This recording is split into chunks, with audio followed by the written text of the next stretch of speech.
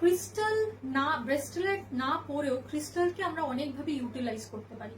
যেরকম আমি যখন পুজো করতে বসছি, যখন মেডিটেট করতে বসছি, যখন আমার মনটা ভালো লাগছে না, তখন যদি আমি আমার বা হাতে ক্লিয়ার কোয়ার্টজ বা রোজ কোয়ার্টজ নিয়ে বসে সেটা মেডিটেট করি বা ঠাকুর নাম করি, সেটা একটা very powerful way of utilising crystal.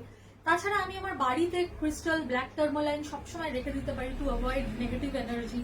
Rose quartz আমার বেডরুমে রাখতে পারি, আমার শোয়ার জায়গায় রাখতে পারি, along with crystal quartz and amethyst to be peaceful, to attract the love energy. Crystal tree ব্যবহার করতে পারি, ক্রিস্টাল ট্রি ঘরের মধ্যে রেখে দিতে পারি, সেটাও আমাদের খুব ভালো হয়। এইভাবে ক্রিস্টালস এর নানা ইউজেজ, যারা বাচ্চারা যারা পড়াশোনা করছে তারা নিজেদের পড়ার ডেস্কে অবশ্যই করে একটা অ্যামেথিস্টের চাঙ্ক রেখে দিতে পারে। র ক্রিস্টালস ইউজ করা অনেক পাওয়ারফুল হয়, র ক্রিস্টালস আর মোর পাওয়ারফুল। তো একটা চাঙ্ক রেখে দিতে পারে, সিট্রিনের চাঙ্ক রেখে দিতে পারে, পাইরাইটের চাঙ্ক রেখে দিতে পারে টু অ্যাট্রাক্ট মানি ফ্লো।